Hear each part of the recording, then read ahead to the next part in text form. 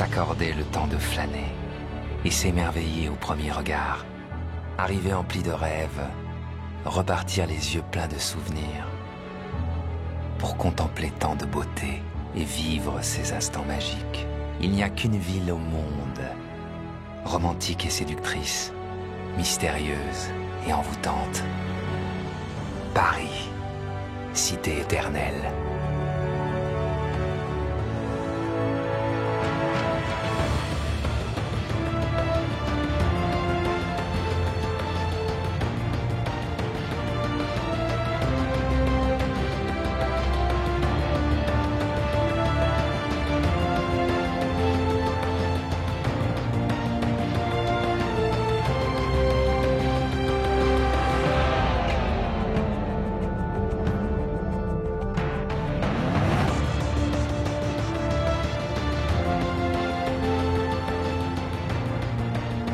Découvrir la capitale est une question de point de vue. Et le voyage en ballon est encore la meilleure façon de révéler la ville. Chers amis, c'est avec fierté et une certaine émotion que nous nous sommes élevés au-dessus du macadam de Paname. Depuis ce belvédère, la ville nous apparaît déjà sous de nouvelles perspectives. Si nous avons pris de la hauteur, c'est pour mieux remonter le temps, pour explorer 5000 ans d'histoire de Paris. Si vous découvrez la capitale pour la première fois, vous ne manquerez pas de tomber de haut. Et si vous en êtes déjà passionné, j'espère que vous en découvrirez de nouveaux horizons. Enfin, cette expérience sera, pour vous comme pour moi, un exercice de haute voltige.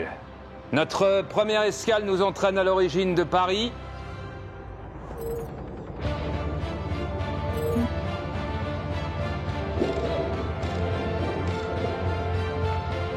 Et vous allez en être les acteurs privilégiés.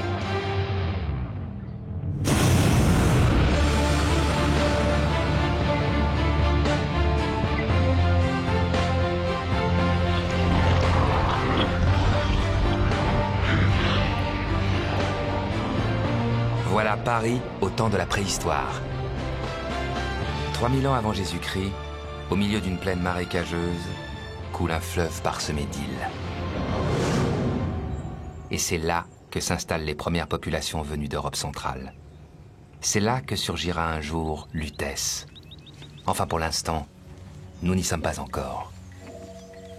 Pour le premier Parisien de l'histoire, c'est surtout une question de survie. Des tribus primitives pratiquent la cueillette et la chasse. Mais parfois, le chasseur devient la proie.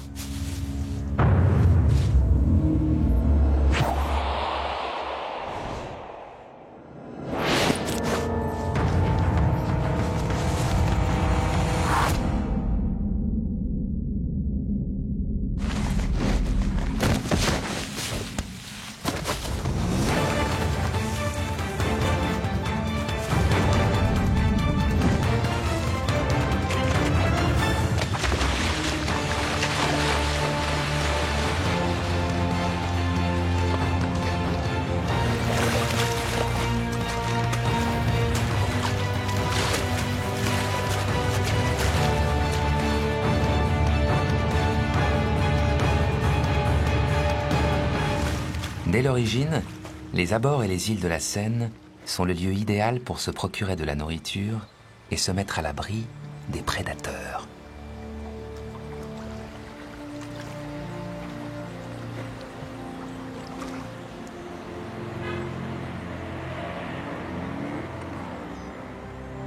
Au fil des siècles, des campements préhistoriques se multiplient sur ces sites propices à la vie humaine. L'un d'entre eux est le berceau de Paris.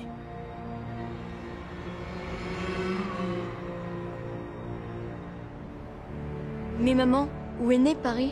Bah écoute mon chéri, les premiers Parisiens se sont installés sur les berges de la Seine. Enfin Louise, tout le monde sait que Paris est né sur l'île de la Cité.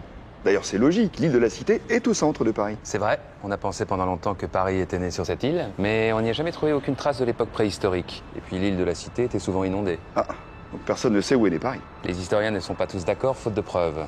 La découverte majeure de l'époque préhistorique a été faite à Bercy. Oui, ils ont découvert 10 pirogues. Effectivement. Elles ont été taillées il y a 5000 ans et... Commence pas. Les rives de la Seine semblent avoir été habitées en permanence pendant des milliers d'années. Si je comprends bien, ce sont ces tribus qui sont devenus les Gaulois. Ah, les Gaulois sont des Celtes, non? Enfin, disons que vers 475 avant Jésus-Christ, des Celtes, dont font partie les Gaulois, s'installent en Île-de-France.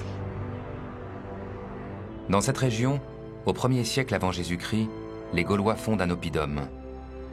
Mais aucune trace de cette ville fortifiée n'a été découverte, ni sur l'île de la Cité, ni sur ses rives. Ses habitants s'appellent les Parisis et leur oppidum Lutetia. Alors à quoi pouvait bien ressembler cette Lutèce gauloise?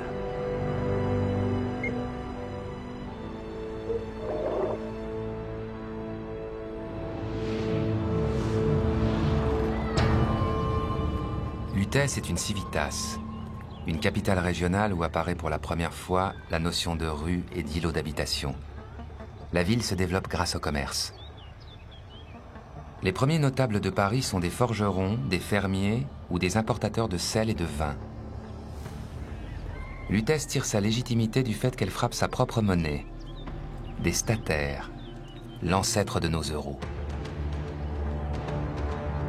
Dans le sanctuaire au centre de Lutèce, c'est sans doute avec ces pièces d'or que les puissants organisent des festins sacrés. Pour obtenir la clémence des dieux, il faut sacrifier des animaux ou des prisonniers de guerre. Cette Lutèce primitive est à milieu d'Athènes ou de la Rome antique. En 53 avant Jésus-Christ, sa destruction, lors de la conquête de la Gaule par Jules César, aurait dû à jamais sceller son destin.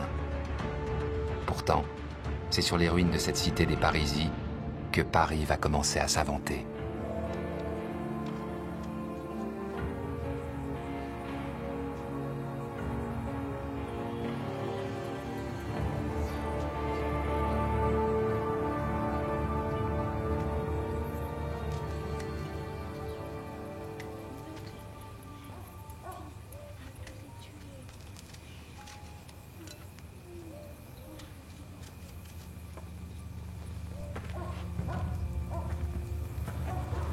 Enfin, derrière moi.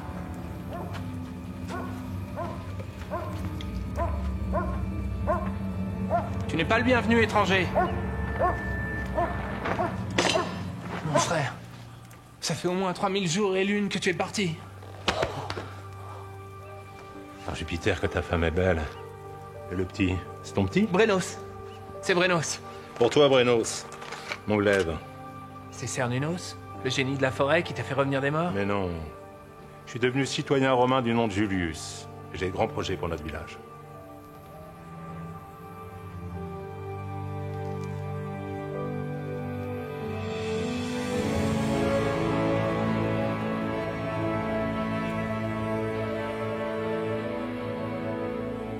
Et qu'est-ce que tu as fait pendant tout ce temps?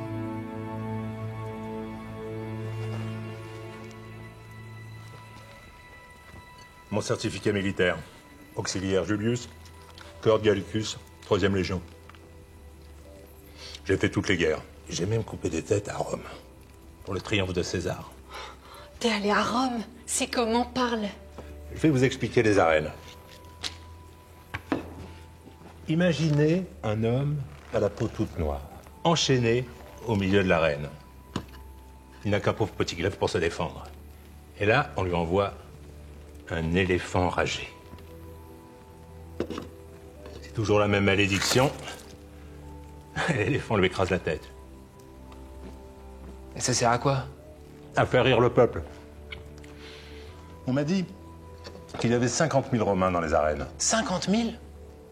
Mais on est 300 à l'Oppidum, et au Mont Martis, 10 pauvres fous qui vivent dans les cavernes. Ils ont une Via Maximus, une rue où l'on marche sur des pierres. Nous aussi, on pourrait construire une Via Maximus de notre fleuve au Forum. Un forum? Le Forum Magnum, il y a tout dedans. À manger, des animaux à vendre, des écoles, le temple de Mars et à boire. Des tavernes pour boire. Ah oui, ton forum, c'est notre village tout entier, avec un grand toit en pierre. Julius, ici on est au fond du derrière de Toutatis. Tu préférerais pas vivre à Rome? Si je suis revenu à Lutèce, c'est pour faire des affaires avec les Romains. Qu'est-ce que tu veux qu'on leur vende à tes Romains? Ta cervoise, tiens. Les poteries de ta femme, c'est issu. Par le fleuve, on pourrait vivre à Lugdunum et de là, à Rome. On pourrait leur vendre l'élégance gauloise à la mode des Parisis. Et avec les sesterces, on va construire des thermes. Ah, voilà encore autre chose, des termes. Avec l'eau chaude qui sort de la terre, on fait des bains et tu pourras te laver une fois par mois. C'est vraiment obligatoire? Bon, allons plutôt nous occuper de nos terres. Viens. Par là.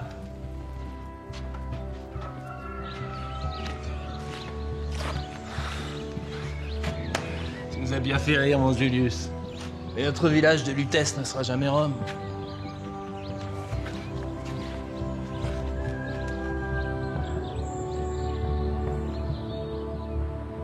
Rome ne s'est pas faite en un jour, Lutèce non plus. Il faudra près de 200 ans aux architectes pour concevoir Lutèce selon un plan quadrillé, avec des rues à angle droit et surtout des monuments grandioses. Malgré l'épreuve du temps, Paris en a gardé l'empreinte. Les arènes bruissent encore du tumulte des spectacles antiques. Si j'ai bien compris, les Gallo-Romains ont construit Lutèce en imitant Rome. Oui, papa. Avec un forum, des thermes, des théâtres. Et des arènes. C'est pas fantastique, ça? Des gladiateurs à Paris. Oui, et aussi des innocents qui se font dévorer par des lions. Peut-être même, comme à Rome, par des crocodiles. Sous les applaudissements de la foule en délire. Ah, quel beau spectacle. Panem et circenses, du pain et des jeux pour le peuple, Eva. Imaginez un instant. Lutèce n'avait que 5 à 10 000 habitants, mais ses arènes pouvaient contenir jusqu'à 17 000 spectateurs. Ça va, petit? Un problème? Non, monsieur. Mais si en 2008, la population de Paris a été estimée à 2 211 297 habitants et que les Gaulois étaient 5 000 pour des arènes de 17 000 personnes, cela fait un rapport de 1 pour 3, non? Oui, et donc? C'est comme si aujourd'hui on avait à Paris un stade de 6 millions de personnes. Alors, je vois de sacrés embouteillages. Justement. À l'époque, pour éviter les problèmes de circulation des chevaux et des chars, les architectes ont imaginé les arènes en dehors de Lutèce. Comme à Saint-Denis avec le Stade de France. Ils ont même imaginé les premiers parkings antiques.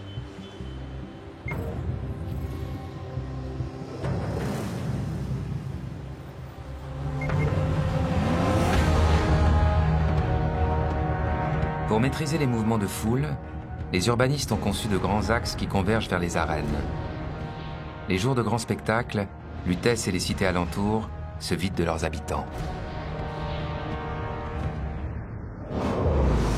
Le peuple se passionne pour les combats de gladiateurs, de lutte entre bêtes et hommes, et les exécutions de condamnés. Mais ces spectateurs ne sont pas tous logés à la même enseigne. Les patriciens ont une entrée réservée et s'installent dans des loges au plus près du sable. Les plus pauvres se tassent dans les tribunaux hautes.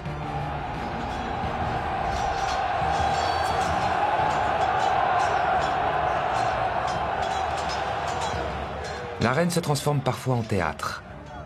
Sur la scène, des comédiens, des tragédiens interprètent le dernier répertoire à la mode.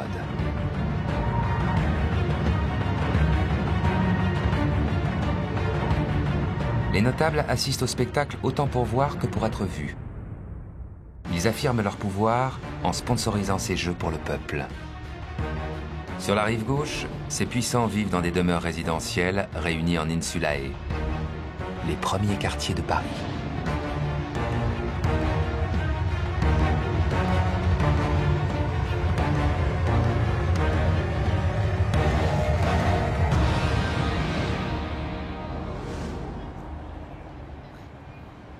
Au centre, le Cardo Maximus, l'axe transversal qui dessert les quartiers d'habitation.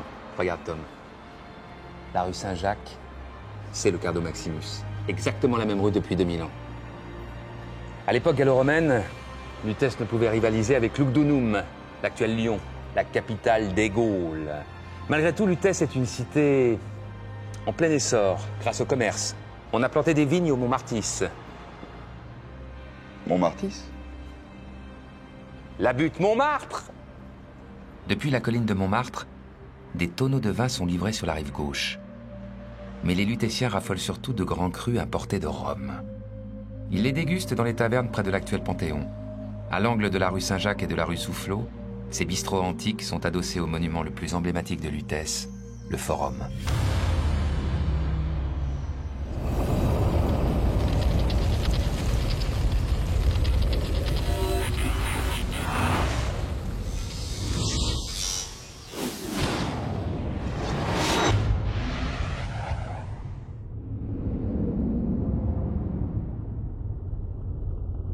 Le forum est le cœur de la cité gallo-romaine. C'est là où se presse le tout Paris de l'époque.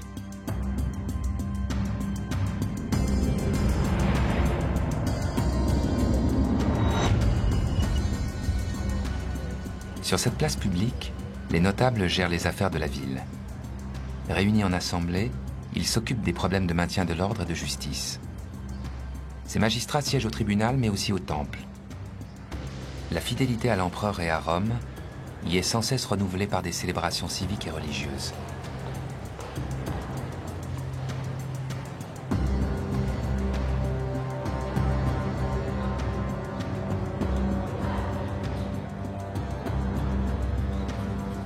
C'est autour du forum que les boutiques les plus renommées de Lutèce proposent l'essentiel comme le superflu. Ce commerce participe à l'essor de la cité pendant la Pax Romana, la paix romaine.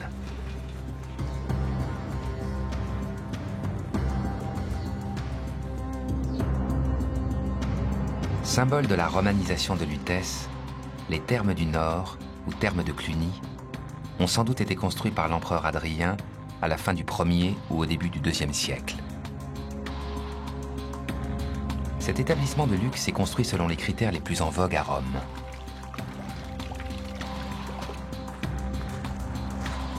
Grâce à un plan original conçu autour de l'axe central du frigidarium, la salle froide, les clients disposent d'installations sportives comme de salles tièdes et chaudes.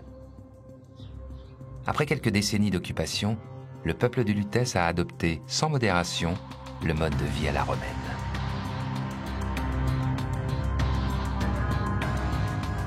Les vestiges de ces thermes sont toujours visibles à l'angle des boulevards Saint-Germain et Saint-Michel.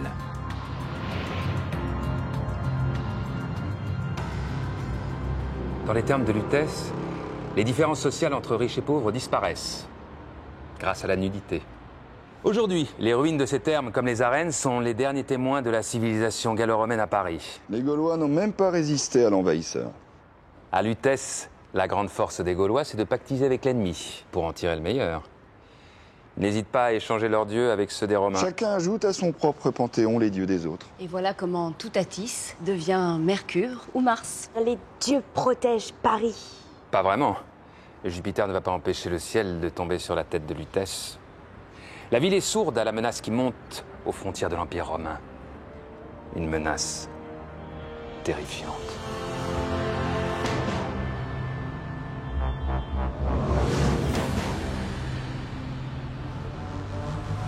Au début du IVe siècle, Lutèce se replie sur elle-même. Face à l'insécurité grandissante provoquée par des invasions, les habitants doivent se protéger.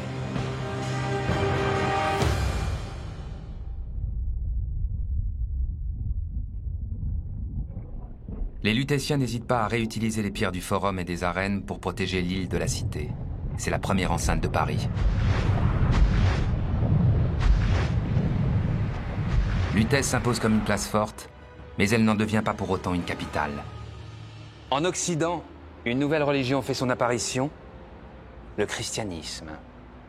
À Lutèce, c'est surtout une femme qui incarne l'enracinement du catholicisme. Et cette femme va sauver Lutèce en mettant tous les hommes à ses pieds. En 451 après Jésus-Christ, cette femme entre dans l'histoire de Paris sous le nom de Geneviève.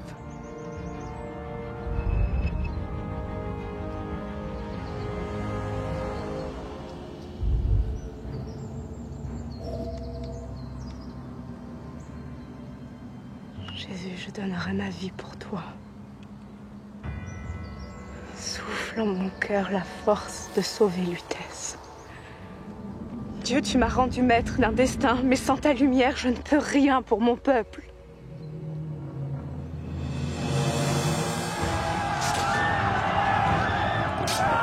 Geneviève sait qu'une horde sauvage a dévasté la Gaule. Les Huns vont maintenant déferler sur Lutèce. Attila et ses mercenaires germaniques n'ont qu'un seul objectif, mettre la ville à feu et à sang. Les habitants de Lutèce sont plongés dans la terreur, et rien, ni personne, ne semble pouvoir arrêter ces barbares.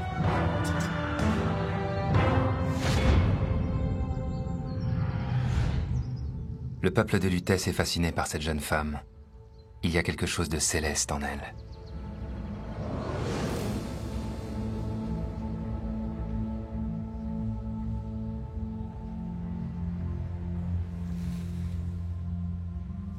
Dès son plus jeune âge, elle a la certitude d'être habitée par la foi.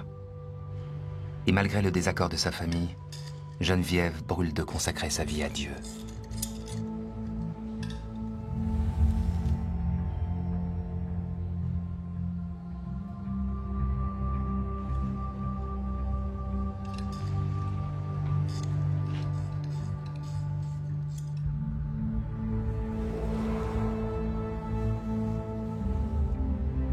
Tout ce qui n'a pas pour objet Dieu et sa gloire, tout ce qui ne conduit pas à lui, ne peut élever à la vraie félicité.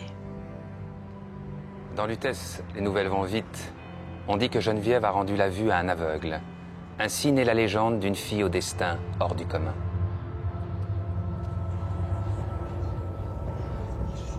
Seule femme à siéger au conseil de Lutèce, elle n'hésite pas à entrer en opposition avec les hommes. Ils sont prêts à abandonner la ville aux barbares.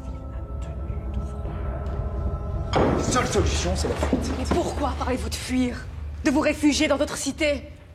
Lutèce, grâce à la protection du Christ, échappera au carnage. Mais qu'est-ce que tu cherches? À nous jeter dans la mort? Va au diable avec ton Dieu! Il n'y a pas de vérité en toi. Tu n'es pas son élu. Dieu m'a parlé avec amour. Si vous fuyez Lutèce, vous serez à la merci des barbares. Ensemble, avec la miséricorde des cieux, nous pourrons lutter. On fait tellement malheur! Ces hommes sont des lâches. Vous, les femmes de Lutèce, avez bien peu de courage. N'abandonnez pas Lutèce, où vous avez été conçus, où vos ancêtres sont morts, où vos enfants sont nés. Que les hommes fuient s'ils le veulent, s'ils n'ont pas la force de se battre. Nous, les femmes, nous prierons Dieu tant et tant qu'il entendra nos supplications.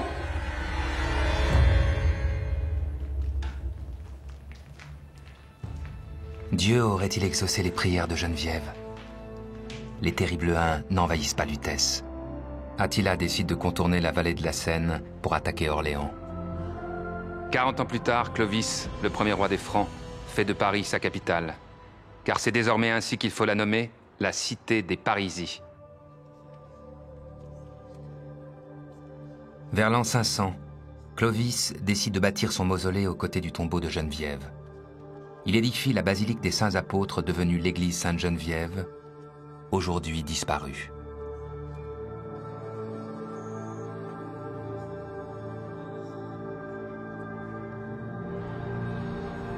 Et voilà comment la première Jeanne d'Arc de l'histoire a sauvé Paris.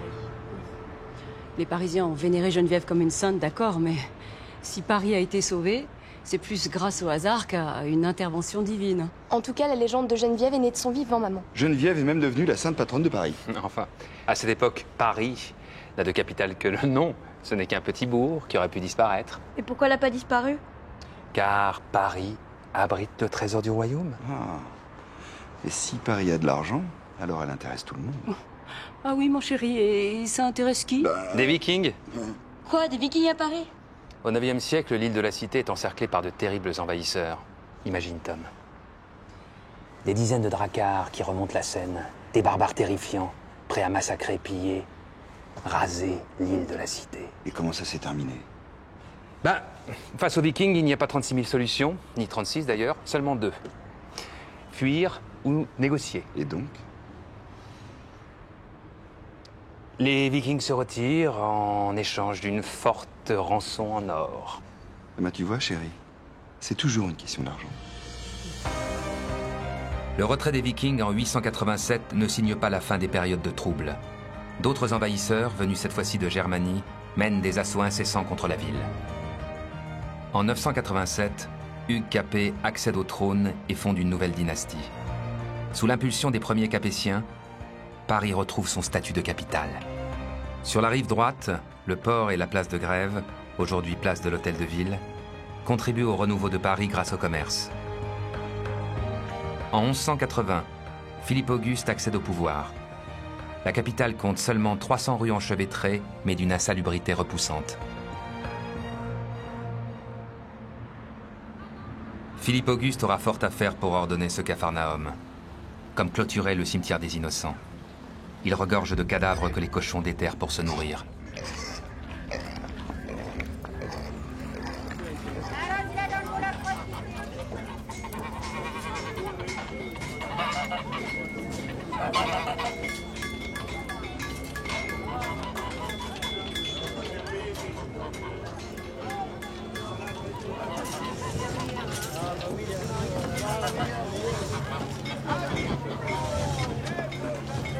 Le roi Philippe Auguste a de grandes ambitions pour Paris.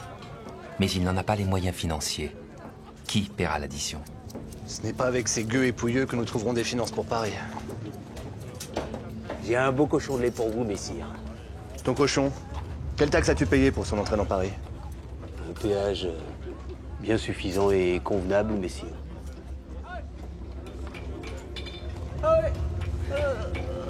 Combien tu prends par arrachement? Un sou pour une dent, messire. Et combien tu payes à la ville de Paris? Une demi-dent par an, enfin une dent de lait, sire.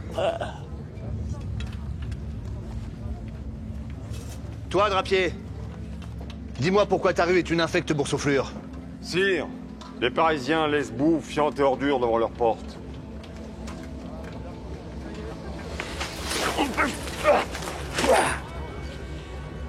Paris est ni une bonne ville pour vivre, ni pour mourir. Vous, fiefs menteurs, vous allez délier vos bourses et payer le nettoyage de ma capitale.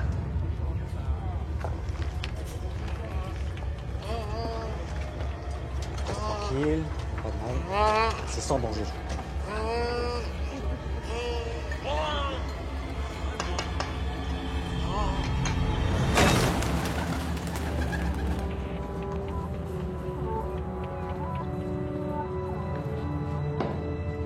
Sœur Thibault, votre charge est de contrôler les prévôts et les baillis de Paris.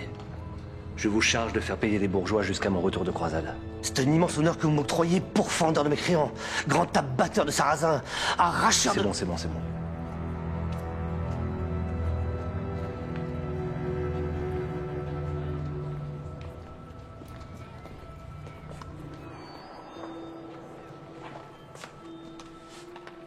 Après avoir mené la croisade et guerroyé contre les Anglais, Philippe Auguste est de retour dans sa bonne ville de Paris. Où en étions-nous? Ah oui, les comptes des Parisiens. L'exercice comptable parisien, de 1202 à 1203, porte sur 197 000 livres de recettes, contre 95 525 livres de dépenses, soit un excédent bénéficiaire d'environ 100 000 livres. Sœur Thibault, nos caisses sont pleines. Pavez les rues Saint-Denis, Saint-Antoine, Saint-Honoré et Saint-Jacques. Et avec l'excédent, vous me construirez la forteresse du Louvre et vous achèverez les remparts pour protéger ma bonne ville.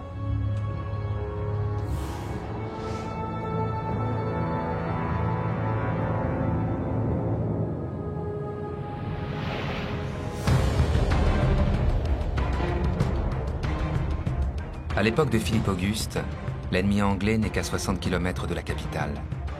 En bord de Seine, la forteresse du Louvre est donc bâtie pour prévenir toute attaque venue de l'ouest.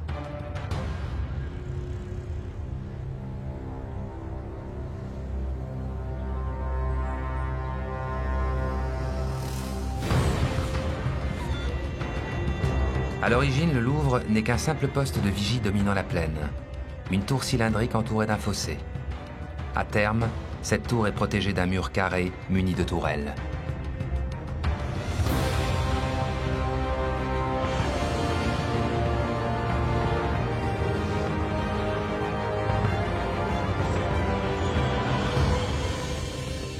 La forteresse abrite l'arsenal et dans le donjon, les archives et le trésor du royaume.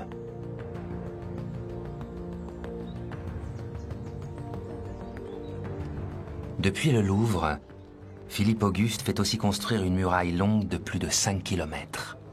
Tout au long de son histoire, les limites de la capitale seront déterminées par des enceintes. 4 autres murailles se succéderont au cours du temps. Au XIIIe siècle, les Parisiens vivent uniquement dans leur quartier. La capitale est composée de ruelles labyrinthiques où les maisons hautes empêchent toute notion de perspective. Ils n'appréhendent pas leur ville dans sa globalité. La population passe de 25 000 à 50 000 habitants, ce qui en fait déjà la plus grande ville d'Europe.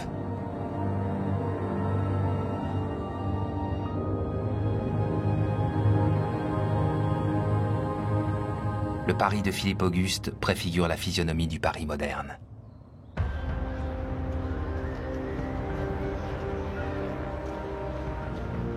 Et voilà comment Philippe Auguste transforme Paris de fond en comble. C'est la première fois qu'un roi fait de Paris la capitale d'un État centralisé. Ah oui? Donc tout ce qui s'est passé à Paris jusqu'à Philippe Auguste, c'était l'improvisation? les enfants. Depuis son origine, Paris s'est adapté comme elle a pu aux aléas de l'histoire. Comme faire du commerce avec les Romains. Ou se protéger des invasions barbares. Ou bien négocier avec des Vikings. À partir de maintenant, Paris prend son destin en main et entre dans une nouvelle ère. Désormais, des bâtisseurs comme Philippe Auguste vont la développer pour en faire une capitale incontournable en Europe et dans le monde pour des siècles et des siècles.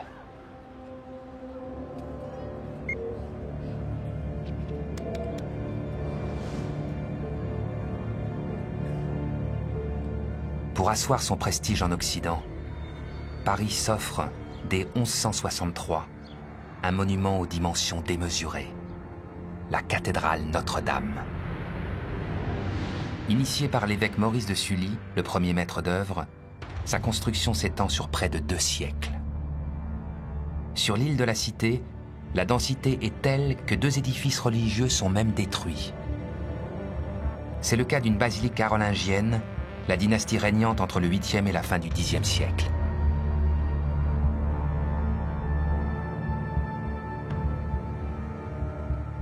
La cathédrale romane, bâtie entre le 10e et le 12e siècle, sert de lieu de culte pendant une partie des travaux. Sur ce chantier inédit, plusieurs équipes d'apprentis, de compagnons et de maîtres se relayent jour et nuit pour la gloire de la Vierge Marie, d'où la cathédrale tire son nom.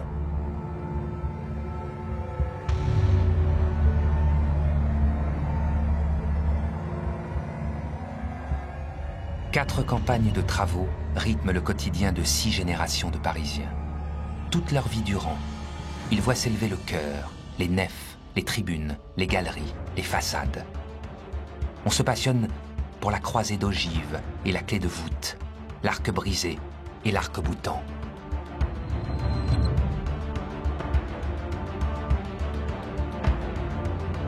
Dans la capitale, on assiste à la naissance et à la perfection de l'art gothique, successivement primitif, classique, puis rayonnant. Ce style architectural privilégie le volume, la verticalité et la clarté. Jamais pareil ouvrage n'a suscité autant de passion. Les défis sont relevés un à un et magistralement exécutés. Les bâtisseurs réalisent de véritables prouesses techniques. Faire tenir des murs aussi fins sur des hauteurs vertigineuses. 2 tours colossales viennent équilibrer l'édifice. Notre-Dame adopte alors une silhouette plus aérienne avec ses bras tendus vers le ciel. Pour parfaire la cathédrale, les architectes l'habillent d'une façade ouvragée. Des colonnades, des fenêtres, une rosace centrale de 40 mètres de diamètre, une galerie de rois et 3 portails.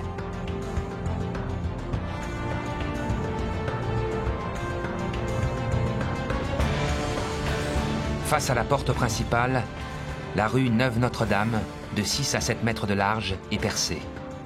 C'est un véritable boulevard pour l'époque.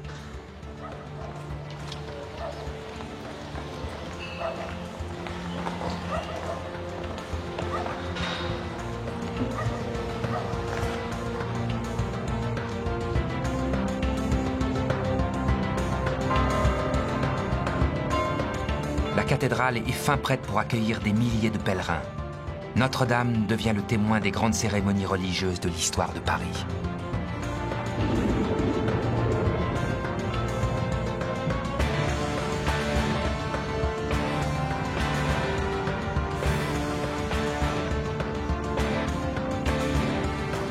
Pendant des siècles, c'est le seul monument parisien que l'on aperçoit à l'horizon.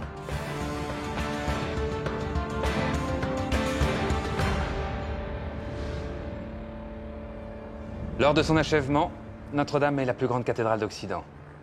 Mais Paris cache en son sein un joyau bien plus précieux. En l'an de grâce 1237, Saint Louis, un roi pieux, veut faire de Paris la capitale de l'Occident chrétien. Et tous les moyens sont bons pour y parvenir. Comme dépenser une fortune pour se procurer la couronne d'épines du Christ.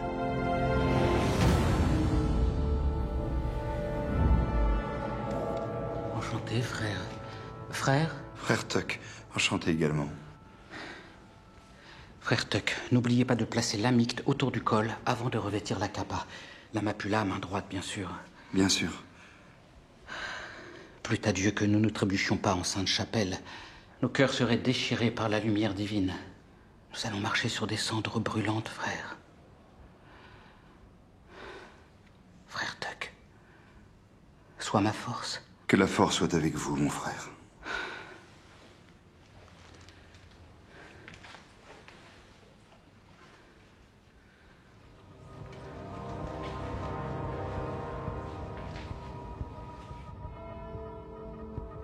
L'empereur d'Orient, Baudouin II, a besoin d'argent. Il cherche donc à vendre la couronne d'épines du Christ, gagée auprès de banquiers vénitiens. Après d'âpres négociations, Louis IX acquiert le plus précieux témoignage du calvaire de Jésus.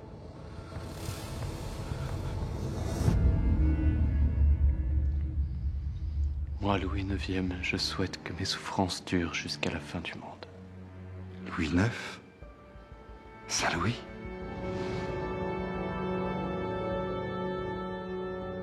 Ce roi mystique pratique le jeûne, l'abstinence et s'inflige des sévices. Pour son peuple, c'est un faiseur de miracles. Mais Louis IX doute parfois de sa mission.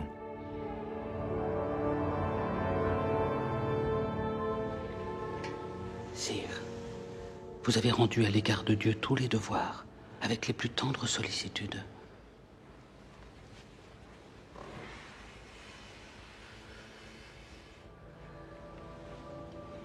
En ce jour béni entre tous, rien ne saurait expier mes fautes. Jetez les yeux vers le ciel, et vos regards contempleront le nouvel élu. Je suis un homme de grande naissance, mais un bien piètre élu. En offrant à Paris la Sainte Couronne, vous nous destinez à une éternelle félicité. Vous marchez sur les pas du Christ. Vous méritez d'être élevé au rang de saint. Pour Saint Louis, posséder la couronne d'épines, c'est exprimer sa dévotion au Christ. C'est entrer en communion avec Jésus sur la croix.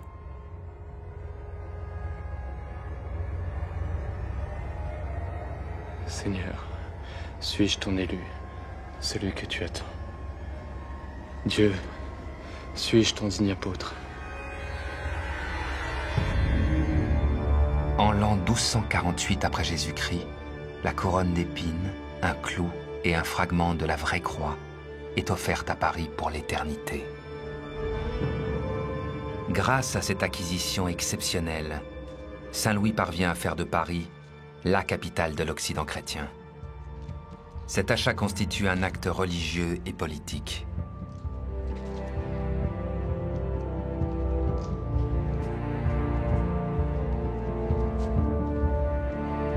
Ces reliques de la Passion sont déposées dans un écrin somptueux de pierres et de vitraux bâtis pour les accueillir, la Sainte-Chapelle.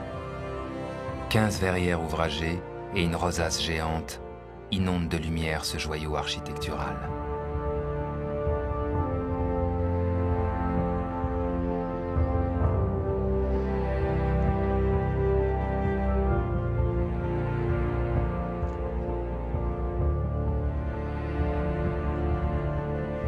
Ce reliquaire monumental est au cœur même du palais de la Cité, la résidence du roi Louis IX. Enchâssée dans la cour du palais de justice de Paris, la Sainte-Chapelle est l'un des plus majestueux chefs-d'œuvre de l'art gothique rayonnant. La couronne d'épines est toujours à Paris? Vous pouvez contempler les mystères de la Sainte Couronne tous les premiers vendredis du mois à 15h, accès libre, cathédrale Notre-Dame. Mais qu'est-ce qui prouve qu'elle a vraiment été portée par le Christ? Le problème est plutôt de savoir combien a coûté cette affaire. J'ai calculé que la couronne a coûté 3 fois plus que la construction de la Sainte-Chapelle. 135 000 livres en tout. 135 000 livres? Presque 18 millions d'euros. 18 millions d'euros? Et personne ne sait si elle est vraie. Attends, ma chérie, c'est pas si simple. À l'époque de Saint-Louis, les saintes reliques attirent de nombreux pèlerins à Paris. Ça fait tourner le commerce. Faut les héberger, les nourrir. Donc de l'argent commence à rentrer dans les caisses de Paris. Les saintes reliques ont finalement été un bon investissement, c'est ça? Elles ont coûté une fortune, d'accord, mais elles ont permis à Paris de devenir le centre de l'Europe chrétienne. Sur la rive gauche, les collèges religieux se développent. La Sorbonne attire des étudiants de toute l'Europe. Et vers 1300, La ville compte 200 000 habitants. Je vous rappelle qu'un siècle auparavant, la population de Paris n'était que de 50 000 personnes.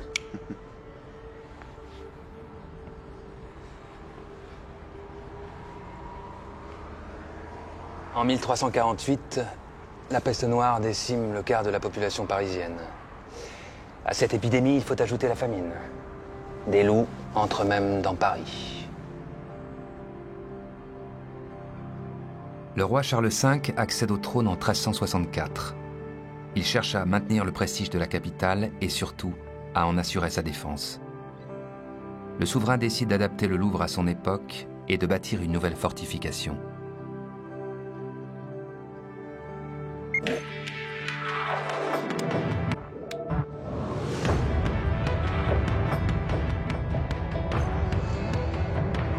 Dans cette dernière partie du XIVe siècle, Paris ne cesse de se développer dans ses faubourgs. Le Louvre n'est plus aux portes de la capitale.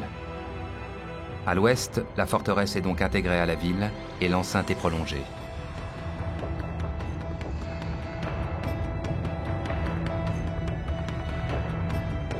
Le rempart de Philippe Auguste, datant du XIIIe siècle, est par endroits devenu inutile. Emprisonné dans l'espace urbain, ce mur encombre la ville plus qu'il ne la protège. Quant au Louvre, même s'il conserve une position défensive, il devient une résidence somptueuse pour Charles V et la cour. Dans ces heures sombres du Moyen-Âge, le roi fait pénétrer la lumière en perçant de nombreuses fenêtres dans la bâtisse. Vers les années 1400, Paris est ravagé par les guerres civiles entre les ducs d'Armagnac et de Bourgogne. La capitale change de main à plusieurs reprises, les vainqueurs pillent et massacrent. En 1450, la ville a perdu plus de la moitié de sa population. Certains quartiers sont abandonnés, des ruines défigurent la ville. Paris se meurt, mais Paris ressuscite toujours. Avec François Ier, c'est même une renaissance. Le vieux donjon est détruit, le palais du Louvre s'ouvre sur la ville, mais reste inconfortable, figé dans ses vestiges du Moyen-Âge.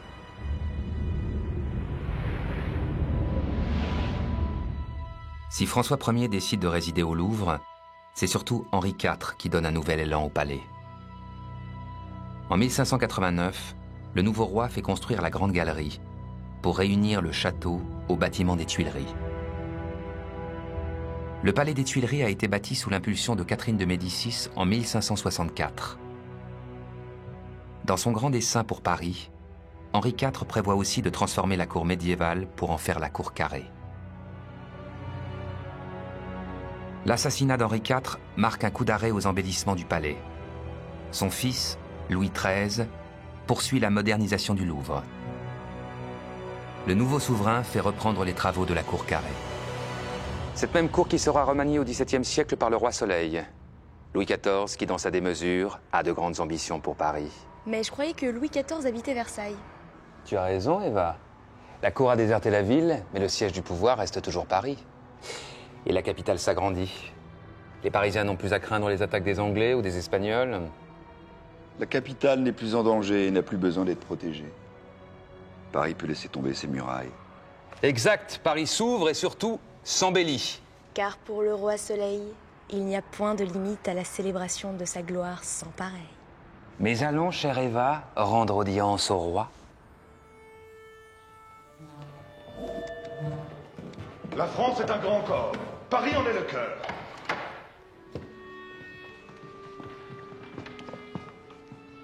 Et Paris, c'est moi!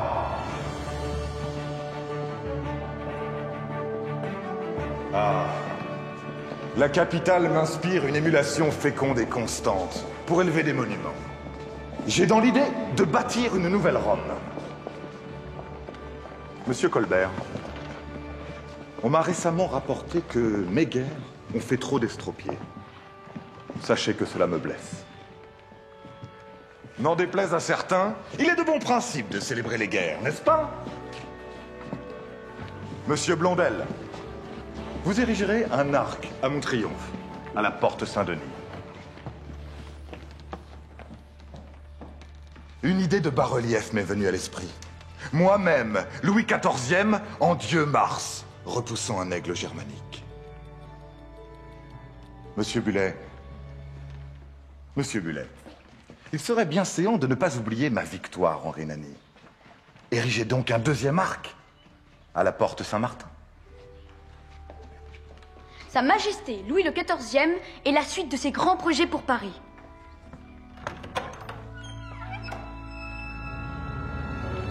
De l'air! De l'air! Ouvrez de larges chaussées au nord! Paris se doit enfin de respirer. Monsieur Louvois, au lieu de l'hôtel Vendôme, j'ai dans le souhait d'accéder à une vaste place, que nous nommerons sans façon place Louis-le-Grand. Monsieur Desjardins, vous me sculpterez avec les nations vaincues à mes pieds.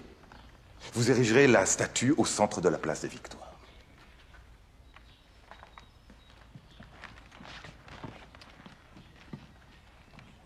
On me rapporte que de nombreux soldats de la guerre de 30 ans sont devenus invalides. Ils font mauvaise figure en mendiant dans Paris. Ne risquent-ils pas d'effrayer le peuple? Ceux qui ont exposé leur vie pour la monarchie se doivent de finir leur jour dans la tranquillité. Pour ces invalides, nous bâtirons un hôtel des Invalides, sur la plaine de Grenelle.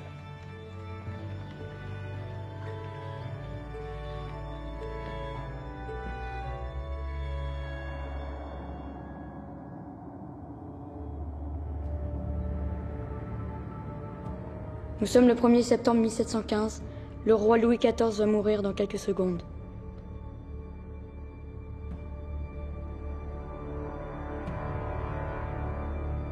J'ai le regret de ne pas avoir soulagé mon peuple et d'avoir trop aimé la guerre. Je m'en vais. Mais Paris demeurera toujours. Dans sa volonté de faire de Paris une nouvelle Rome, Louis XIV appréhende la ville dans sa globalité. L'urbanisme intègre désormais des jardins, des portes monumentales ornées de décors et des places carrées à l'architecture identique. Celle des Victoires a l'originalité d'être ronde. Sans Louis XIV, Paris n'aurait pas le même visage, et pourtant le roi ne vivait que 2 mois par an à Paris. Moi, j'ai calculé que dans ces 40 dernières années de sa vie, Louis XIV n'est venu que 24 fois à Paris. Louis XIV a construit beaucoup plus que je ne le pensais. Oui, par exemple, l'Académie des Belles-Lettres et des Arts, devenue l'Académie française. Mais ce qui lui tenait le plus à cœur, ce sont les Invalides. Quel roi charitable! Héberger ces invalides de guerre dans un si majestueux bâtiment. T'as raison, ma chérie. La légendaire générosité des rois Bourbons. Dilapider les caisses de l'État selon leur bon vouloir. Tenez, Louis XV, son successeur, avait fait le vœu de construire une église s'il survivait à une grave maladie. Et pas n'importe quelle église. Le Panthéon dédié à Sainte-Geneviève. Les Bourbons embellissent Paris pour leur plaisir, mais rien ne saurait cacher l'envers du décor. Succédant à son grand-père, Louis XVI accède au trône en 1774. Mais comme ses prédécesseurs, il préfère l'air de Versailles à celui de Paris. En dehors de quelques lieux privilégiés, la capitale est une ville surpeuplée. Sa population est de 600 000 habitants, dont 260 000 pauvres ou mendiants. À cette époque, les mauvaises récoltes et les famines jettent à la rue des milliers de personnes. Paris est un chaudron en ébullition qui va bientôt exploser. En 1789, dans le faubourg Saint-Marcel, le quartier le plus pauvre de Paris, les habitants vivent encore comme au Moyen-Âge. Et les subterfuges ne manquent pas. C'est le règne de la débrouille. Les lascars n'hésitent pas à se faire passer pour des hommes d'église. Mesdames, Mon père. pour nos bonnes œuvres. Bien sûr, mon père. Au voleur!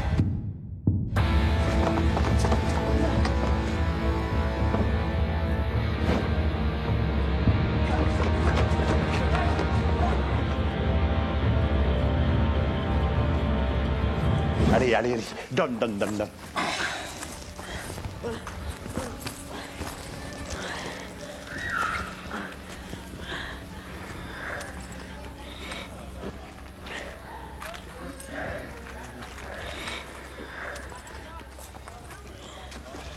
Garde, ce vaurien vient de déposséder une honnête femme de notre connaissance. Quel est l'objet du délit? Ah, ce crime mérite une lourde peine. On va te trouver une bonne paillasse, mon gaillard, à la Bastille. On peut toujours compter, grâce à Dieu, sur notre police. Certes, Mais nous manquons du strict nécessaire. Et un petit peu de superflu améliore toujours le quotidien.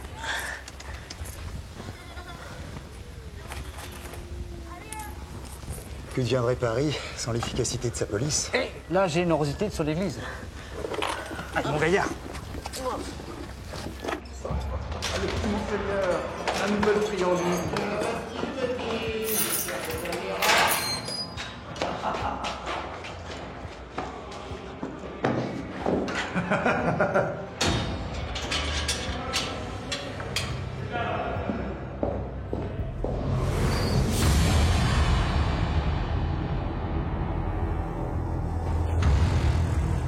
À la veille de la Révolution de 1789, la Bastille est une malédiction pour Paris.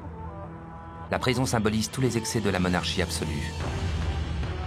Comme ses prédécesseurs, Louis XVI peut ordonner, par simple lettre de cachet, d'embastiller n'importe qui sans autre forme de procès.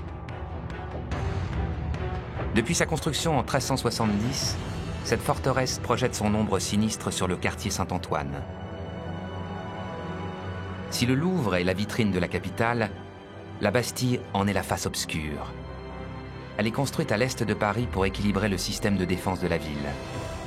C'est un édifice rectangulaire, colossal, fait de hautes murailles et de 8 tours.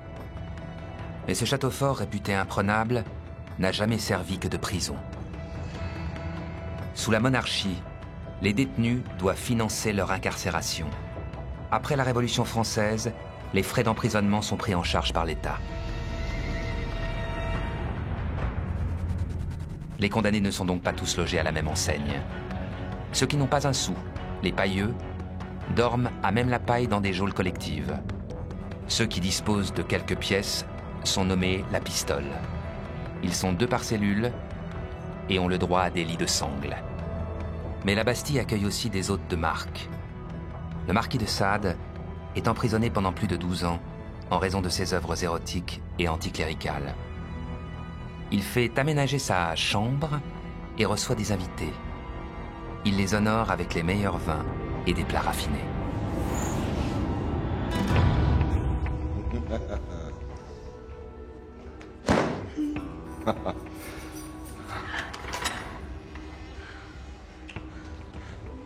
Excusez l'intrusion, monsieur le marquis.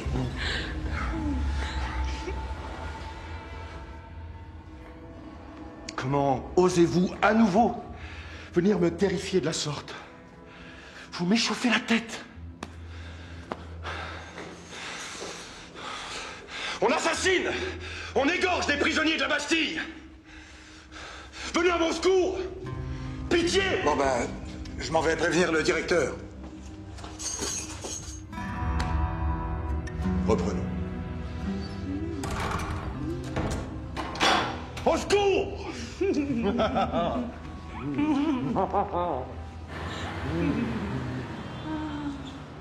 Pauvre homme.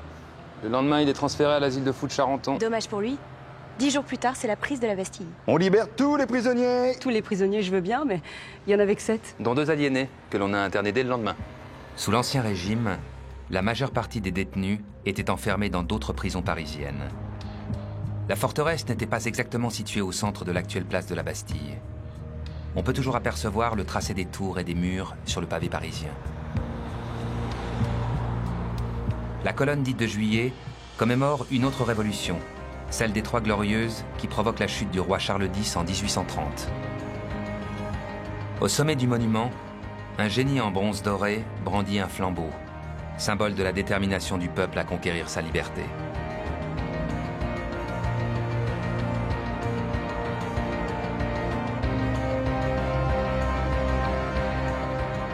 C'est incroyable. Ce monument est aussi connu que la Tour Eiffel, et c'est le seul qui n'existe plus aujourd'hui. Mais comment ils l'ont détruite, la Bastille? Écoute bien, Eva.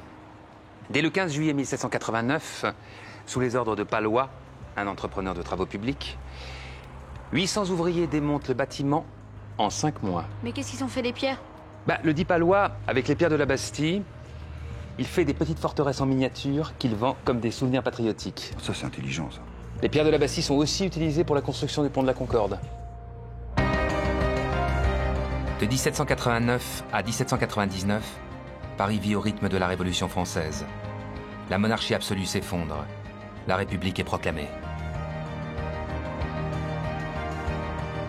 En 1793 et 1794, la guillotine est installée place de la Révolution. Aujourd'hui, place de la Concorde. Des milliers de têtes comme celle de Louis XVI, Marie-Antoinette, Danton, Desmoulins, Robespierre tombent devant une foule de milliers de Parisiens. Avec la Révolution française, un nouveau monde s'est esquissé. Mais tout reste à faire. Paris doit se réinventer. Louis XIV voulait faire de Paris une nouvelle Rome. Ce sera finalement un enfant de la Révolution qui la transformera en capitale d'un empire. En 1799, à la faveur d'un coup d'État, le général Bonaparte s'empare du pouvoir. En 1804, il devient Napoléon Ier. Et l'empereur réside parfois au palais des Tuileries.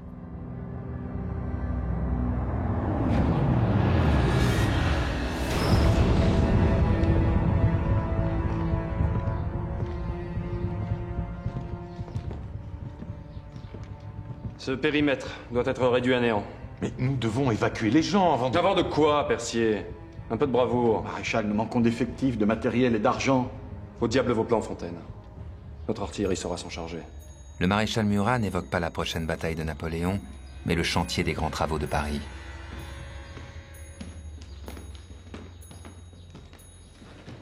Murat, où en sommes-nous? Majesté, vos architectes sont des gens foutres. Tout juste bon à torcher le cul des bébés cosaques. Pourquoi n'avez-vous pas encore abattu le vieux quartier de l'île de la Cité? Ces ruines ne sont bonnes qu'à héberger les rats de Lutèce. Mais, Majesté, la ville de Paris ne paie que la moitié des travaux de destruction. Eh bien, les Autrichiens et les Russes paieront l'autre moitié. Veuillez excuser mon retard, Majesté, j'ai été retenu par des dames. Quand on a rendez-vous avec l'empereur, on dit à ces dames de prendre leurs cannes, leurs chapeaux et de foutre le camp. Cambacérès, vous devez me donner les moyens financiers de détourner la rivière de l'Ourcq, pour la mener en haut de la Villette. De là, les eaux se répandront dans Paris jusqu'aux fontaines. Et que nous coûtera cette grandiose inondation? Pour 60 km de canal, entre 12 et 15 millions de francs. J'adopte le projet. Placez dès demain 500 hommes pour creuser le canal. Passons à la rue Impériale. La rue est percée le long des jardins des Tuileries. Et sous les pavés, nous avons construit un égout monumental de plus de 600 mètres de long. Et que nous a coûté ce mirobolant tuyau? 800 000 francs. 800 000 francs? Ai-je bien entendu? Mais avec une somme pareille, nous pourrions équiper 15 régiments. Paris manque de monuments, et vous dilapidez les caisses de l'État sous terre? Majesté, à Austerlitz, vous avez proclamé que vos troupes rentreraient sous des arcs de triomphe. Où sont-ils, messieurs? J'ai mon idée sur la question. Vous emploierez 500 000 francs pour l'érection d'un arc de triomphe, à l'entrée des boulevards, près du lieu où était la Bastille, de manière à ce que la troupe défile devant le peuple. Napoléon rêve même d'un projet colossal pour marquer la capitale de son empreinte. Un palais impérial qui occuperait la quasi-totalité du bois de Boulogne, du 16e arrondissement et de l'esplanade du Trocadéro. L'empereur compte y installer son fils, le roi de Rome. En 1815, à quelques semaines de son abdication, alors que tout est perdu, l'empereur demande pourtant à Percier et Fontaine de poursuivre les travaux.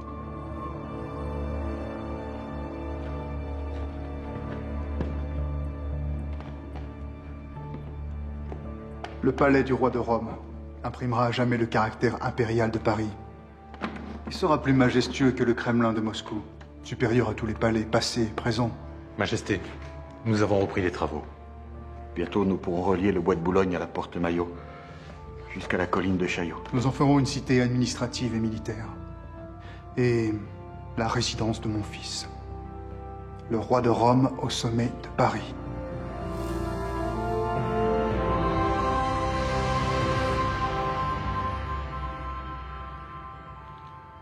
Avec la chute de l'Empire, le projet le plus insensé de l'histoire de Paris, plus monumental que le Versailles de Louis XIV, est abandonné. Les aménagements et les embellissements de Paris voulus par l'empereur restent en chantier. L'Arc de Triomphe sera finalement érigé sur les Champs-Élysées, au lieu de la place de la Bastille. Les guerres contre l'Angleterre et la Russie ont englouti des sommes colossales. Napoléon ne s'est pas donné les moyens de bâtir sa capitale d'un empire. Il n'aura même pas pu contempler son arc de triomphe. À sa place, il n'a vu qu'une maquette en bois et en toile de 50 mètres de haut. Le vrai ne sera achevé qu'en 1836, 15 ans après la mort de l'empereur. À l'origine, ce monument devait être le point de départ d'une avenue qui aurait traversé Paris, de la place de l'Étoile jusqu'à la Bastoche. La Bastille. Napoléon transforme l'avenue des Guinguettes, une rue bordée de cabarets malfamés, en une splendide promenade qui prend le nom de Champs-Élysées.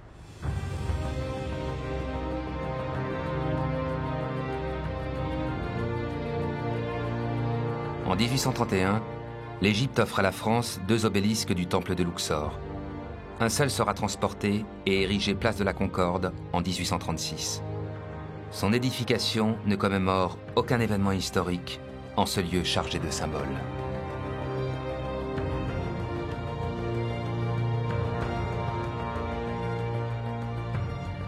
Sur la place Vendôme, Napoléon a élevé une colonne à la gloire de sa grande armée.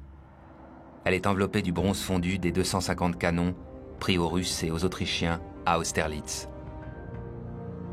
La colonne s'inspire de celle de l'empereur Trajan à Rome.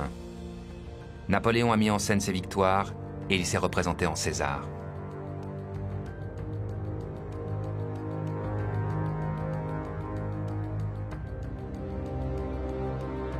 D'autres monuments parisiens sont aussi l'œuvre de l'empereur. La Madeleine, c'est une église construite par Napoléon? Dans l'esprit de l'empereur, la Madeleine est plutôt un temple qu'une église, comme il y en avait à Athènes. Napoléon a rêvé Paris à l'égal des plus majestueuses cités de la Grèce et de la Rome antique. L'empereur marque la capitale de son empreinte monumentale. Comme l'Arc de Triomphe, l'église de la Madeleine est dédiée à la grande armée de Napoléon. Dans le quartier Vivienne, il entreprend aussi la construction du futur siège de la Bourse, connu sous le nom de palais Brognard.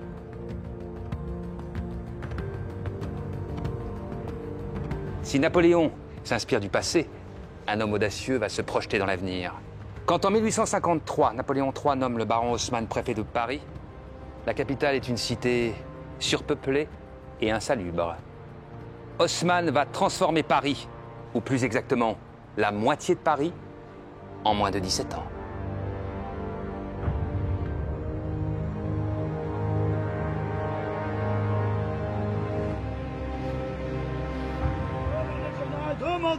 Demandez le journal. La République est proclamée. Demandez le journal. Napoléon III en exil. Demandez le journal.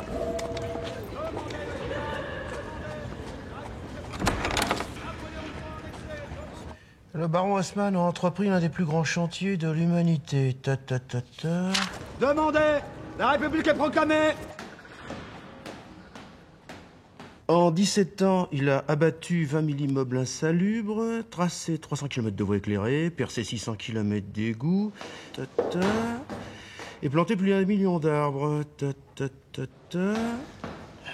Ces intelligentes percées, il a fait pénétrer l'air, la vie et la lumière dans Paris. Oui, entrez. Asseyez-vous. Dommage que cette lumière ne soit pas parvenue jusqu'à votre esprit, afin d'éclairer votre article. Jeune homme, vous avez oublié que l'argent, la luxure, c'est ça qui fait vendre du papier. Je comprends, monsieur. Alors, selon vous, comment Haussmann a-t-il pu détruire et reconstruire la moitié de Paris? Comment a-t-il pu accomplir ce miracle avec le milliard de francs que lui a alloué l'État, alors quand même que les travaux ont coûté plus de 2,5 milliards? Où Haussmann a-t-il trouvé la différence? Dans les poches de 2 fils d'immigrés, des Portugais qui débarquent à Paris en 1822 sans un centime en poche. Les frères Pereira. Ou, si vous préférez, les célèbres frères Pereira. Un instant, monsieur.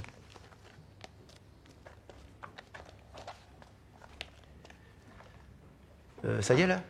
Oui, monsieur. 30 ans plus tard, ces génies de la finance font fortune. Napoléon III fait donc appel à leur banque, le Crédit Immobilier. Tout a commencé alors dans le quartier du Louvre, à l'époque l'un des plus sordides de Paris. Napoléon III et Haussmann vont prolonger la rue de Rivoli jusqu'à l'hôtel de ville. Pour eux, il faut absolument raser tous ces taudis et construire des immeubles de luxe.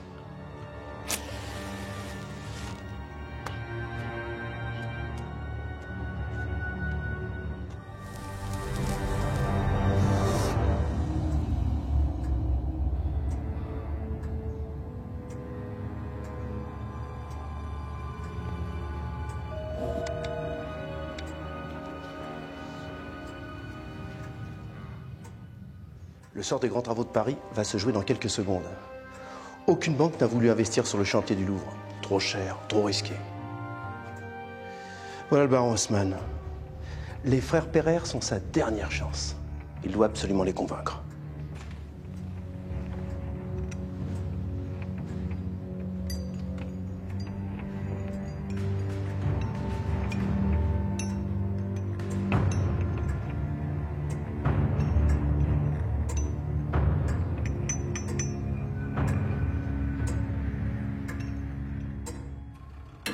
Trois.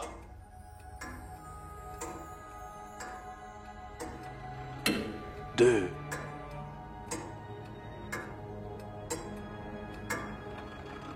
Un.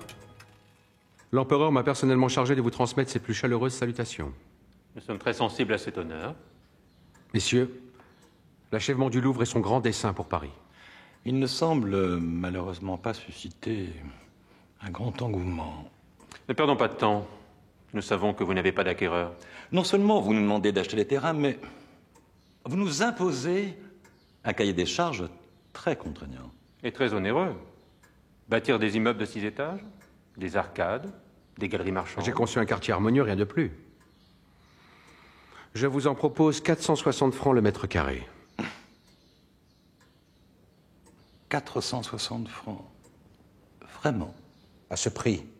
C'est l'assurance d'une plus-value considérable. Un risque considérable aussi.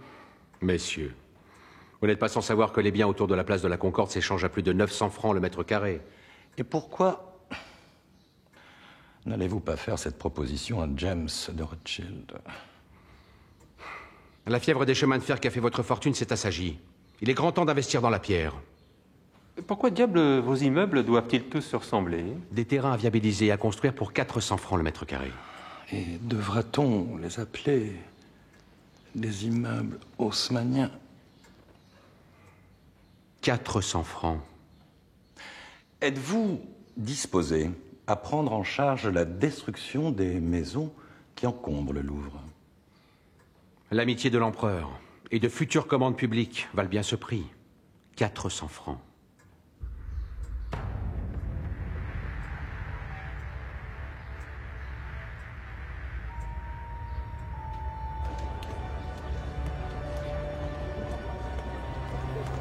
Les frères Pereire ont acheté 15 hectares au cœur de Paris pour 380 francs le mètre carré. Pendant 2 ans, plus de 3000 ouvriers se relaient nuit et jour sur le chantier. Et comme par enchantement, des hôtels particuliers, des magasins de luxe vont s'élever autour de la rue de Rivoli. Que les frères Pereire revendront une fortune. Bien. Sous l'impulsion d'Haussmann, le prolongement de la rue de Rivoli constitue un événement majeur pour la capitale. L'embellissement du nouveau quartier du Louvre confère au palais un prestige inédit.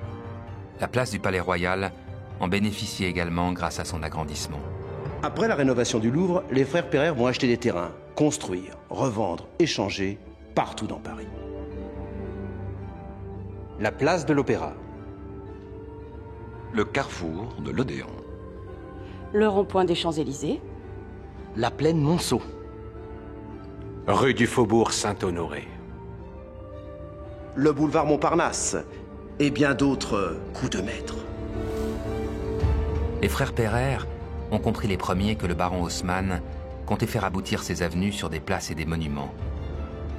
Il a donc suffi aux Pereire d'acquérir à bas prix des îlots insalubres mais stratégiques pour en faire des quartiers prestigieux.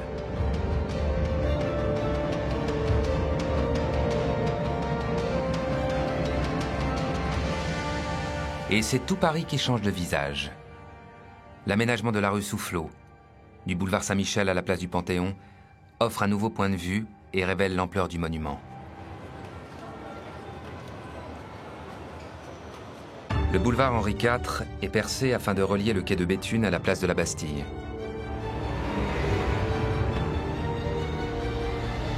L'île de la Cité est entièrement restructurée.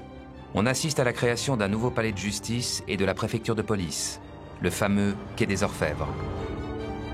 L'avenue de l'Opéra incarne la vision qu'Haussmann a véritablement de Paris. Une capitale dont les monuments sont sublimés par des perspectives imposantes. Ils ont eu aucun scrupule, ces banquiers. Pour les travaux du quartier du Louvre, ils ont exproprié le peuple et détruit leurs maisons. Mais comment faire autrement, ma chérie? Tout le quartier était insalubre. C'est de la spéculation. Après les frères Pereire, James de Rothschild et tous les banquiers de Paris se sont partagés le gâteau des gros travaux. Sous Haussmann, les loyers s'envolent. Les prix grimpent au 19e siècle de plus de... Je sais pas. 300%. Quand l'ensemble des salaires reste stable. C'est la crise du logement, comme aujourd'hui. Bien sûr, et petit à petit, le peuple quitte Paris et se réfugie dans les faubourgs. Nos banlieues d'aujourd'hui.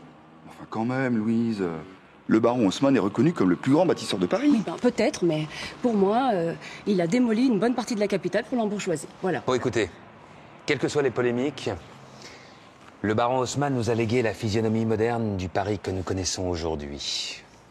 Haussmann a ouvert de véritables saignées dans Paris pour créer des perspectives esthétiques. Mais l'un des objectifs non avoués du baron était aussi d'anticiper d'éventuels soulèvements populaires. Grâce à ces larges boulevards, l'armée pouvait en effet manœuvrer plus facilement. Et voilà maintenant qu'Haussmann passe pour un grand stratège militaire. 1871. Les enfants. Paris va vivre une des périodes les plus sanglantes de son histoire. En 1871, la France sort humiliée de la guerre contre la Prusse. Ce désastre entraîne la chute de Napoléon III. Durant de longs mois, les Prussiens assiègent et affament Paris.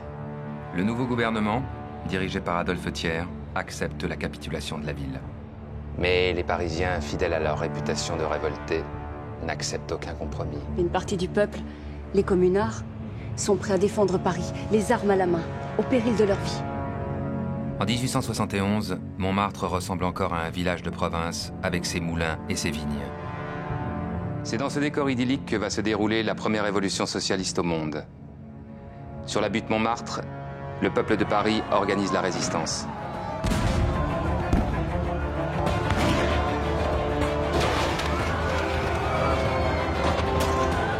Le 18 mars, durant la nuit, Adolphe Thiers envoie l'armée régulière pour récupérer les canons disposés sur la butte. Mais le peuple ne veut pas rendre ses armes payées par l'argent des Parisiens. Alliés à la garde nationale, les communards dressent des barricades. Elles s'élèvent d'abord à Montmartre, à Ménilmontant et au faubourg Saint-Antoine. C'est le début de l'insurrection. Les premiers combats se transforment rapidement en une guerre civile disproportionnée. L'armée est composée de 130 000 soldats expérimentés. Ils ont face à eux à peine 20 000 révoltés. La commune est finalement vaincue durant la semaine sanglante. Elle débute le 21 mai et s'achève le 28 mai avec les derniers combats au cimetière du Père-Lachaise. Le châtiment est impitoyable. L'armée fusille de 20 000 à 30 000 personnes sans jugement. Un ruisseau de sang s'écoule dans les égouts de Paris. La Seine est rouge par endroits. Les communards incendient leur quartier général, l'hôtel de ville. Face à la répression de l'armée, les insurgés pratiquent la politique de la terre brûlée. Le palais des Tuileries est détruit par le feu et ne sera jamais reconstruit. Grâce à l'intervention d'un commandant de l'armée, le musée du Louvre et ses collections sont miraculeusement épargnés des flammes. Avec le massacre de la Saint-Barthélemy et la terreur sous la Révolution française, l'insurrection de la Commune de Paris est l'un des plus grands drames humains de l'histoire de la capitale.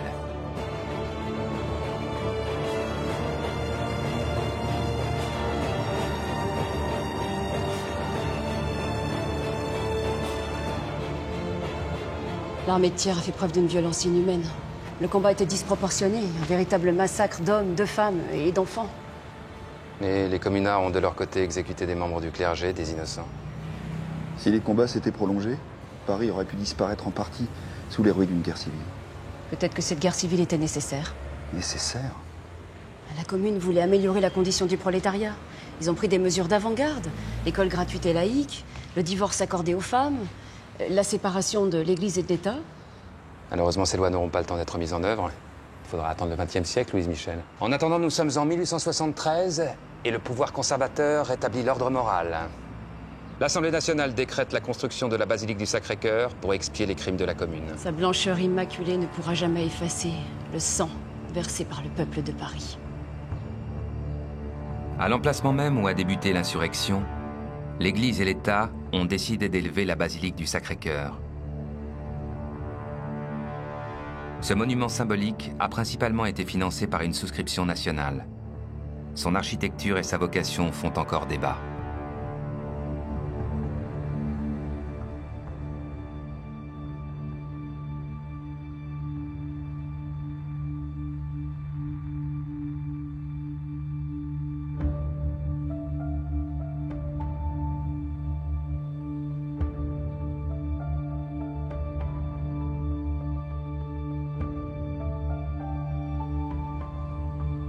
Malgré son histoire tumultueuse, Paris renaît toujours de ses cendres. Désormais, la capitale n'hésite pas à être à l'avant-garde, quitte à susciter, encore une fois, la polémique.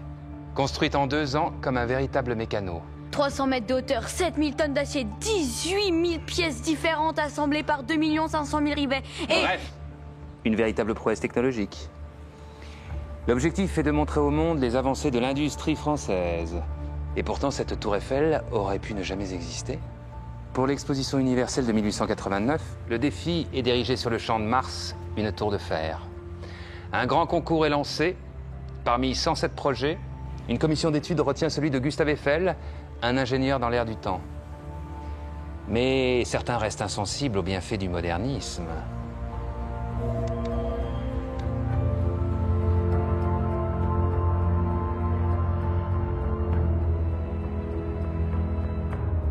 En 1887, Alexandre Dumas fils, Guy de Maupassant et Charles Garnier se font les porte-paroles d'un manifeste signé par des personnalités du monde des arts et des lettres. Nous venons protester de toutes nos forces contre l'érection, en plein cœur de notre capitale, de l'inutile et monstrueuse tour Eiffel. Il suffit d'imaginer un instant une tour vertigineusement ridicule, dominant Paris, écrasant Notre-Dame, la Sainte-Chapelle et le Louvre. Tous ces monuments humiliés.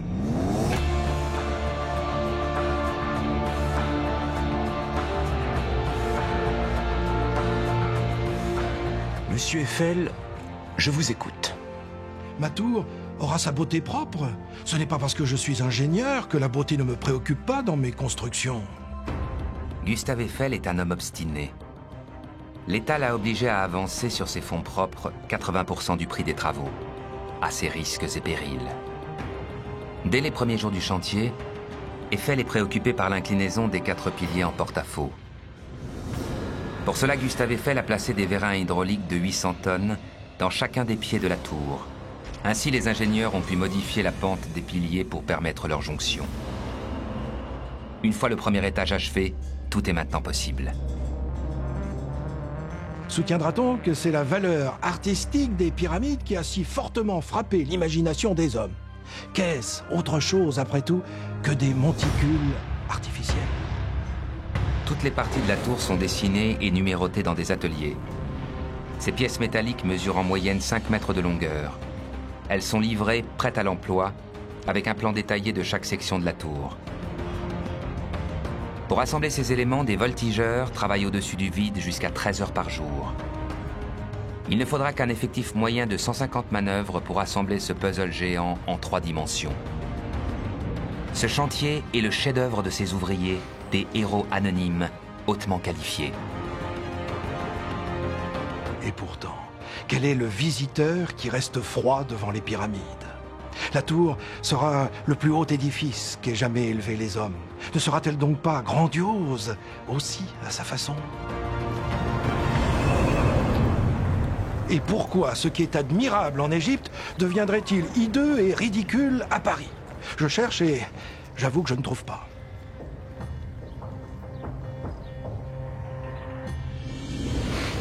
La tour Eiffel est achevée en moins de 27 mois.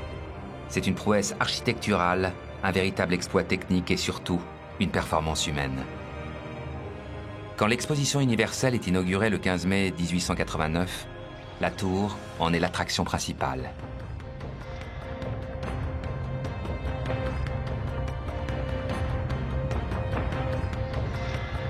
Quelle belle époque! La France est une grande puissance mondiale. D'immenses vaisseaux de fer et de verre se dressent sur le champ de Mars. Dans ces pavillons, 32 millions de visiteurs contemplent les dernières innovations de l'industrie. Mais cette exposition est aussi un parc d'attractions. Les touristes déambulent dans une rue du Caire reconstituée, pénètrent dans une sphère terrestre géante ou s'aventurent dans une mine de diamants d'Afrique du Sud.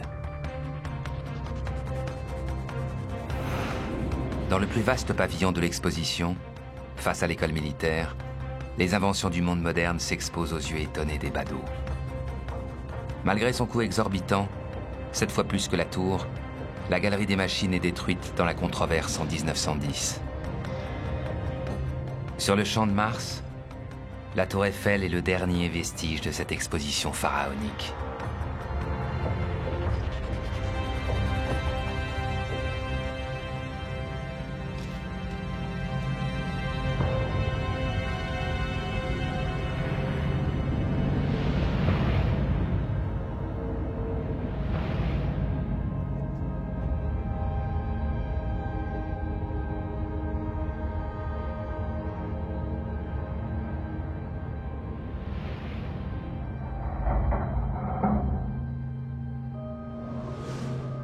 Malgré la polémique, dès la fin de sa construction, c'est un véritable succès populaire. Oui, 2 millions de visiteurs pendant l'exposition universelle de 1889. La tour Eiffel est amortie dès la première année d'exploitation. Mais très vite, la fréquentation chute. Et la polémique reprend de plus belle. La concession octroyée à Eiffel n'était que de 20 ans. Sa tour est à nouveau remise en cause. Si Eiffel n'avait pas trouvé d'argument convaincant, sa tour aurait été démontée.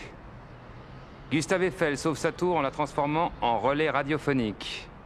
Dès 1913, la tour envoie des dépêches jusqu'aux États-Unis dans un rayon de 6000 km.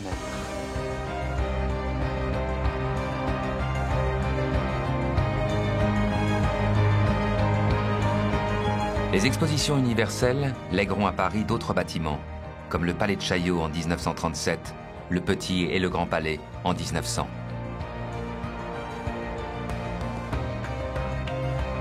Depuis 3000 ans, les Parisiens ont souvent tendance à dénigrer ce dont, par la suite, ils seront le plus fiers. Les aménagements modernes de Paris provoquent, comme pour la Tour Eiffel, des polémiques féroces. Mais quel aurait été le visage de Paris sans ces grands hommes visionnaires aux projets parfois utopiques? On me présente comme un ingénieur dénué de sens artistique. Soit. Je prétends que j'aurais pu tout aussi bien construire une usine géante en acier au centre de Paris et je l'aurais appelée la Notre-Dame de la tuyauterie. Le centre Beaubourg est conçu par 3 architectes audacieux, Renzo Piano, Richard Rogers et Gianfranco Franchini. Le bâtiment inauguré en 1977 est né de la volonté du président Georges Pompidou. Avant même sa construction, la tour Montparnasse est vivement critiquée.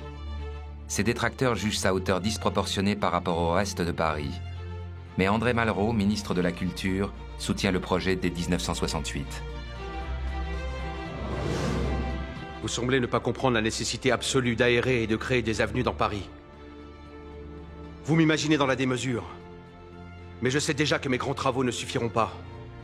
Si j'étais vraiment audacieux, je vous proposerais d'aménager les quais de Seine pour en faire des voies de circulation rapide.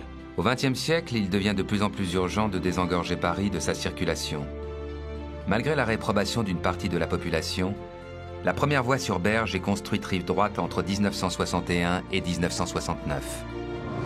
Sa Majesté, le roi Soleil, vous ordonne de bâtir, à l'ouest de Paris, une arche monumentale à sa gloire.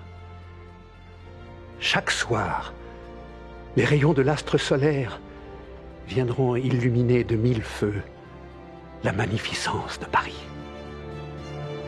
En 1989, l'œuvre monumentale de l'architecte Otto von Spreckelsen est inaugurée dans le quartier d'affaires de la Défense. La Grande Arche s'inscrit dans l'axe historique tracé en 1640 par le paysagiste André Le Nôtre. À l'époque, je sais bien que vous avez été circonspect à l'idée que je puisse bâtir un arc de triomphe au milieu de la promenade des Champs-Élysées. Vous n'aimez pas l'antique? Vous vous souvenez sans doute de ma campagne d'Égypte. Eh bien, nous aurions pu remonter bien plus loin dans le temps. Et pourquoi pas une pyramide au beau milieu du Louvre? Cette idée mériterait d'entrer dans l'histoire. La pyramide du Louvre, construite par l'architecte Paye, est inaugurée par le président François Mitterrand en 1983. Cette œuvre a d'abord subi de sévères critiques, avant d'être reconnue comme le symbole de l'entrée de Paris dans le 3e millénaire. Nous voilà au terme de notre voyage. Alors, comment Paris est-elle devenue cette ville unique au monde? Paris, c'est l'âme de son peuple rebelle et l'esprit bourgeois des beaux quartiers. Pour moi, c'est des monuments partout. Paris, c'est le plus grand musée au monde. La ville de l'amour et du shopping. Ah, Paris. Une atmosphère. Une ambiance. Un petit café à la terrasse d'un bistrot. En regardant passer une jolie femme.